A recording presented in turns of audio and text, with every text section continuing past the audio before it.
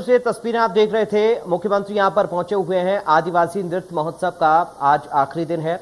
अब देखिए India news की खास पेशकश, ग्राउंड रिपोर्ट। एक महीने की मशक्कत के बाद खंडवा लोकसभा उपचुनाव में आज मतदाताओं का दिन था और मतदाताओं ने प्रत्याशियों के भाग्य का फैसला कर दिया है। ईवीएम में कैद प्रत्याशियों के भाग्य का फैसला 2 नवंबर को सामने आ जाएगा। इस समय हम कांग्रेस के कार्यालय में मौजूद हैं और यहां की स्थितियां समझने की और जानने की कोशिश करते हैं। कांग्रेसी अब अपने कार्यालय में आ चुके हैं। मतदान के बाद वे यहां मंत्रणा में जुटे हुए हैं और ये पता करने की कोशिश कर रहे हैं कि आखिर दिन भर मतदान केंद्रों पर क्या स्थिति रही, आखिर यहाँ के समीकरण क्या बन रहे हैं। यही चर्चा यहाँ पर कांग्रेसी कर रहे हैं। उनसे बात करते हैं किस तरह का चुनाव रहा। ये चुनाव बहुत बढ़िया रहा और कांग्रेस के पक्ष में मतदाताओं ने अपना मत का प्रयोग किया और हम बहुत कई वर्षों बाद हम इस चुनाव को जीतने की स्थिति में हैं। प्रॉब्लम्स रही तो शॉर्ट आउट कर ली गई है। ये चुनाव इस वक्त जो हम देख रहे हैं, हमारे कार्यकर्ताओं में जो जबरदस्त उत्साह था और उसका नतीजा आएगा कि हम कांग्रेस सरप्लस हो रही है इसमें। दूसरी बात ये है, जो खंडवा को लेकर हम बात करें, खंडवा की लोकल प्रॉब्लम्स को लेकर बात करें, हम महंगाई की बात करें, तो कुल मिला के लोगों ने बीजेपी के खिलाफ मतदान किया है, जनता खुद होके। कांग्रेस के अपने दावे हैं, मतदान के प्रतिशत को कांग्रेस अपने फेवर में बता रही है, लेकिन जनता प्रत्याशियों की विधाता है और उसने क्या तय किया है ये 2 नवंबर को पता चलेगा। दिवाली किसकी मनेगी और दिवाला किसका निकलेगा ये भी तय हो जाएगा। सभा पे मौजूद है जहां पर आज मतदान था उपचुनाव रैगांव विधानसभा को लेकर, जहां पे सुबह से ही मतदाता लाइन लगाए हुए हैं। 6:30 बजे से 7 बजे से मतदान होना शुरू हुआ है और इस समय बज चुके हैं 6, जहां पर कई पोलिंग बूथ में अभी भी मतदाता मतदान कक्ष में मौजूद है, जहां पे अपने मत का अधिकार का पूरा प्रयोग कर रहे हैं और मतदान कर रहे हैं। सबसे बड़ी बात यह है कि कई ऐसे युवा हैं जिनका पहला ही मतलब मतदाता में उनका नाम सूची में आया था, जब उनने काफ़ी खुशी से वोट दिया है। उनका साफ कहना है कि मध्य प्रदेश एक नई दिशा को, नई विकास की गति को देखते हुए हमने अपने मत का प्रयोग किए हैं। रैगांव विधानसभा के पिछड़े विधानसभा से आता है, जहां पर विकास 15 सालों से भाजपा का जहां पे कब्जा था, तो वह कहीं न कहीं विकास नहीं हो पाया था। इसको लेके मतदाता ने भरपूर काफ़ी खुशी से मतदान किए हैं। हम यहाँ खड़े हुए हैं पृथ्वीपुर विधानसभा के अंदर और सबसे अच्छी बात ये रही कि पृथ्वीपुर विधानसभा मध्य प्रदेश में जो वोटिंग का रेशियो रहा, मतदान का प्रतिशत रहा, बहुत ही अच्छा रहा है। और इसके साथ ही ज़्यादा जानकारी लिए हमारे साथ यहाँ निवाड़ी ज़िले के कलेक्टर और निर्वाचन अधिकारी हमारे साथ हैं। चीज़ों के कारण हमारा बढ़ा है। एक तो हम लोगों ने काफ़ी स्वीप एक्टिविटी चलाई थी और स्वीप एक्टिविटी से मतदाताओं का ओरिएंटेशन मतदान के प्रति हुआ है। ये होना भी चाहिए, लोकतंत्र का आधार स्तंभ है मतदान।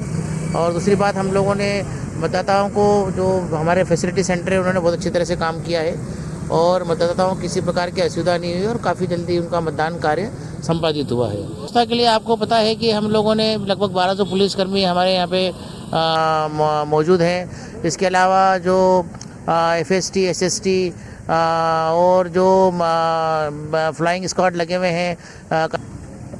मेरे साथ थे निवाड़ी ज़िले के कलेक्टर नरेंद्र कुमार सूर्यवंशी जी।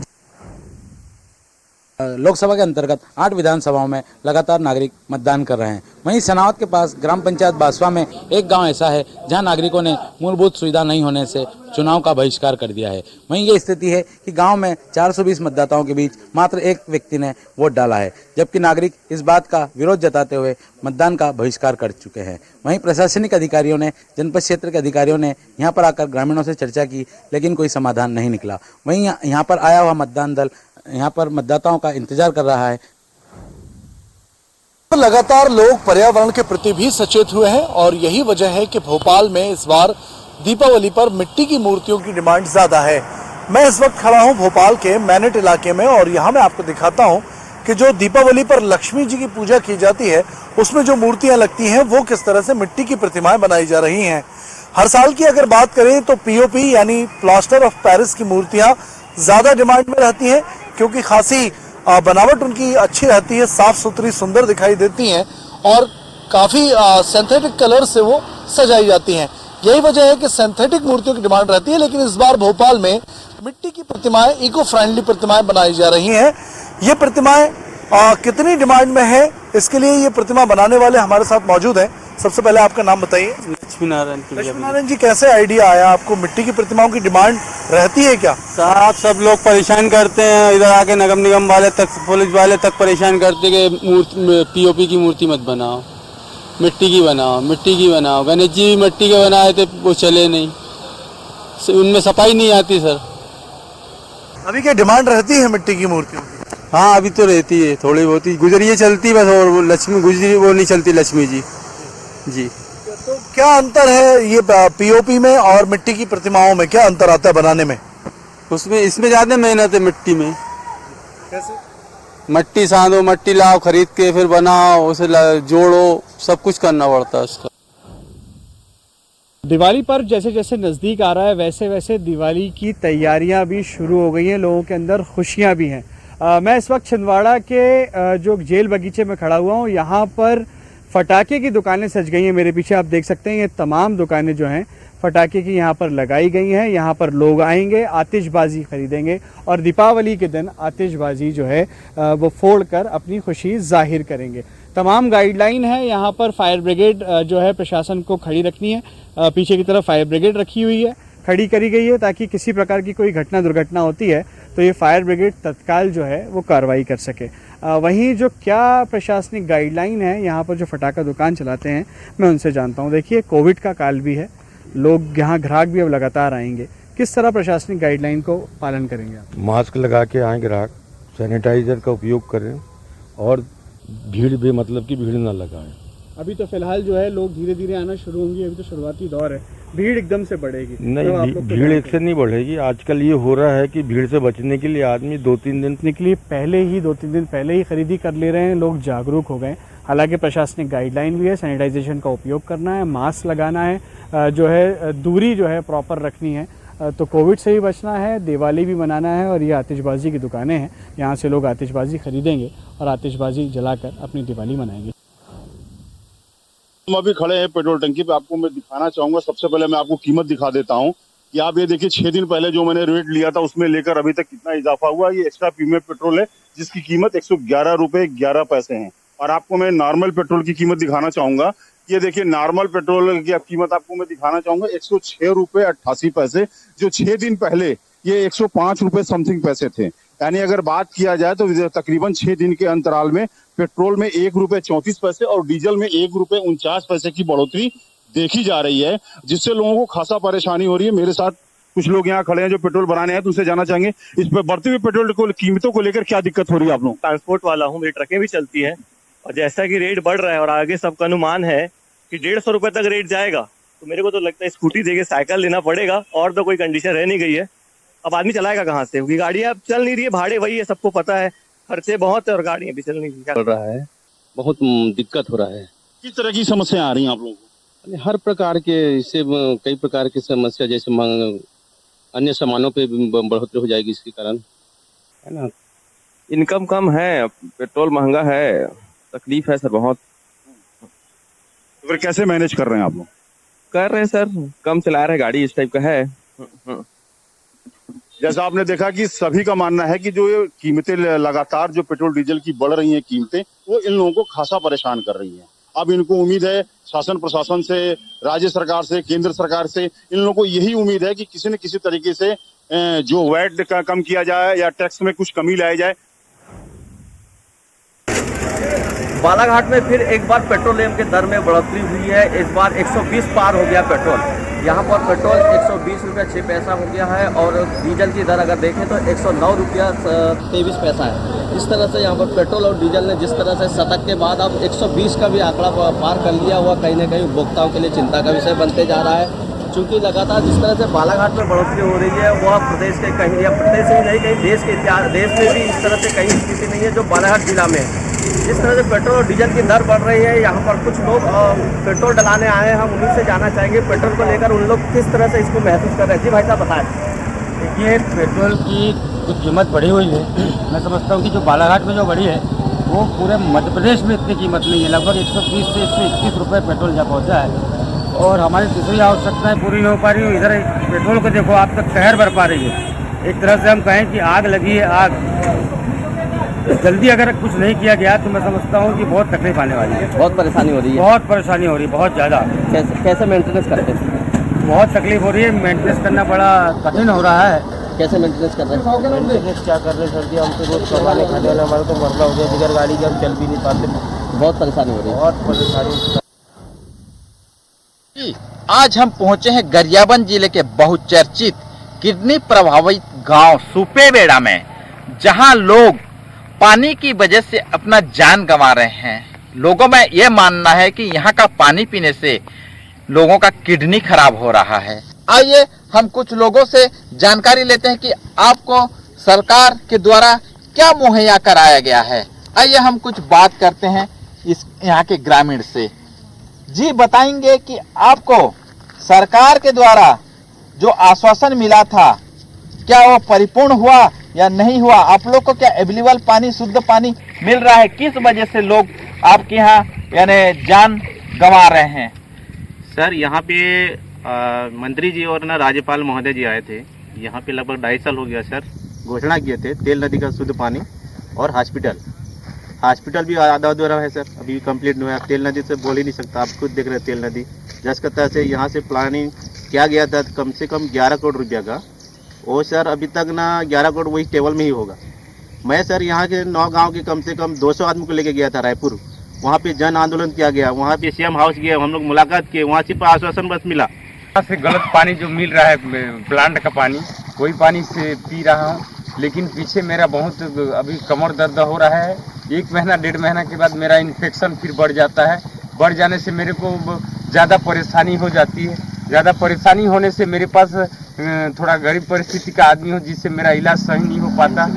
जी हम बता दें कि वही प्लांट का पानी पीने पर भी वही किडनी की बीमारी से लोग मौत के मुंह में जा रहे हैं। छत्तीसगढ़ राज्य 21 वर्ष हो चुके हैं आज छत्तीसगढ़ राज्य को।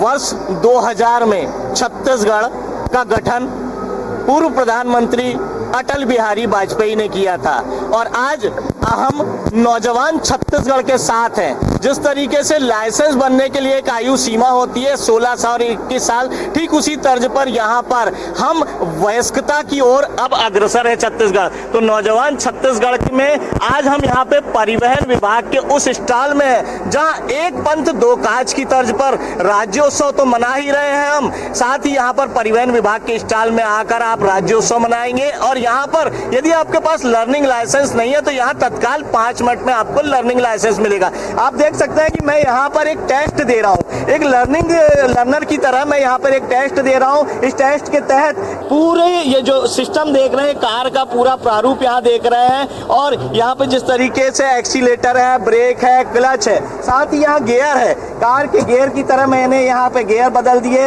इस तरीके से एसी से लेके सारी व्यवस्था यहाँ पर दी गई है, बैरोमीटर दिया गया है ताकि लर्नर को समझ में आ सके कि किस तरीके से गाड़ियां चलाई जाती हैं। और इस तरीके से 4 व्हीलर चलाने के बाद हम पहुंचते हैं 2 व्हीलर। तो 2 व्हीलर की भी यहाँ पर आपको 2 पहिया और 4 पहिया वाहनों को जो लाइसेंस दिए जा रहे हैं, यहाँ के टेस्ट के बाद आपको लर्निंग लाइसेंस 5 मिनट में इसी स्टॉल में मिल जाएंगे। तो राज्योत्सव घूमिए और परिवहन विभाग के स्टॉल में आकर आप लर्निंग लाइसेंस बनवाइए। तो हम आपको लिए चलते हैं जिस तरीके से यहाँ प्रक्रिया चल रही है लर्निंग लाइसेंस बनाने की। तो यहाँ पर लोग लंबी लाइनों में सुबह से कतारबद्ध होकर यहाँ पर लर्निंग लाइसेंस बनवा रहे हैं। यहाँ पे आप देख सकते हैं सारी प्रक्रिया चले। सिर्फ आपको आधार कार्ड देना है, आधार कार्ड के बाद रजिस्ट्रेशन होगा, रजिस्ट्रेशन के साथ आपको यहाँ पर 2 पहिया वाहनों के लिए 260 रुपए और टोटल 400 रुपए 4 पहिया वाहनों के लर्निंग लाइसेंस के लिए लग रहे हैं। यहाँ पर हम बात करेंगे कि जिस तरीके से यहाँ पर एक पहली बार प्रयोगात्मक की तौर पर परिवहन विभाग ने इस तरह की की व्यवस्था की है और ये स्टॉल लोगों को लुभा भी रहा है। यहाँ आप देख सकते हैं सड़क सुरक्षा प्रश्नोत्तरी है। इस कोड को स्कैन करने के साथ ही आप अपना नाम, मोबाइल नंबर, भाषा का चयन कर सकते हैं। इसमें सबसे अधिक अंक प्राप्त करने वाले 3 प्रतिभागियों को सम्मानित किया जाएगा और इस सम्मान के तौर पर आपको न केवल आपकी जान बचाने वाले हेलमेट प्रदान किए जाएंगे, तो इस तरीके से आप यहाँ पर न केवल राज्योत्सव मेला घूम सकते हैं बल्कि यहाँ आकर आप लर्निंग लाइसेंस तो बनाएंगे ही, साथ ही यहाँ पर आप जो यहाँ की व्यवस्था है उसे भी सुनिश्चित कर सकते हैं। यहाँ पर जो देख रहे हैं आप जिस तरीके से ये सारी व्यवस्था चल रही है, तो लर्निंग लाइसेंस बनाने के लिए लोग यहाँ पे अपने अपने रजिस्ट्रेशन करा रहे हैं। हम इस बच्ची से बात करना चाहेंगे। बेटी, यहाँ पे आप आई हैं, कैसा लग रहा है इस स्टॉल में? सर ठीक लग रहा है। लर्निंग लाइसेंस के बनने की भी प्रक्रिया चल रही, तो आपने बनवाया क्या? सब बनवाने ही आए, खड़ी हूँ। तो जैसा कि ये घूमने आई थी राज्योत्सव, लेकिन इन्होंने यहाँ पर लर्निंग लाइसेंस बनाया है और आज यहाँ पर इस तरीके से देख सकते हैं यहाँ पे लंबी लाइन। इस स्टॉल में आपको कतारबद्ध लोग मिलेंगे, जिस तरीके से लोग यहाँ पे भीड़ है। इस परिवहन विभाग के स्टॉल में आपको कई तरह की सुविधाएं मिलेंगी। यहाँ देख सकते हैं आप कि ये लर्निंग लाइसेंस का आखिरी प्रोसेस है। यहाँ आपको लर्निंग लाइसेंस के तहत फोटो खींची जाएगी और इसके बाद 5 मिनट में आपको लर्निंग लाइसेंस मिल जाएगा। हम यहाँ पर जानना चाहेंगे सर, आज ये कितने लाइसेंस बन गए हैं यहाँ पर? आज के डेट में सर अभी तक 30 लाइसेंस बन चुके हैं, 30 लर्निंग सुबह। कल जो बने थे 29 के लगभग बने थे कल? जी, कल 29 बने थे, आज 30 बन गए। जी। एक बड़ी सुविधा आप लोगों ने परिवहन विभाग के स्टॉल में दिया, क्योंकि काफी दूर पड़ता है आरटीओ ऑफिस, तो ऐसे में लोगों को सुविधाएं भी मिल रही है यहाँ। जी, सुविधाएं तो मिल रहे हैं। आज यहाँ आके एक दिन में बना के ले जा रहे हैं, ये तो लोगों के लिए सुविधा ही मानी जाएगी सर। कितने समय में आप दे रहे हैं लर्निंग लाइसेंस? लर्निंग लाइसेंस देने में यहाँ की प्रोसेस के बाद 5 मिनट में प्रिंट होके मिल जाते हैं। तो जिस तरीके से इन्होंने बताया कि मात्र 5 मिनट में हम यहाँ पर लर्निंग लाइसेंस दे रहे हैं, तो एक तरह से परिवहन विभाग का ये स्टॉल एक हॉट स्पॉट बना हुआ है और यहाँ पर लोग राज्योत्सव तो घूम ही रहे हैं और लर्निंग लाइसेंस भी घर लेकर जा रहे हैं। तो एक बड़ी सराहनीय पहल है परिवहन विभाग की।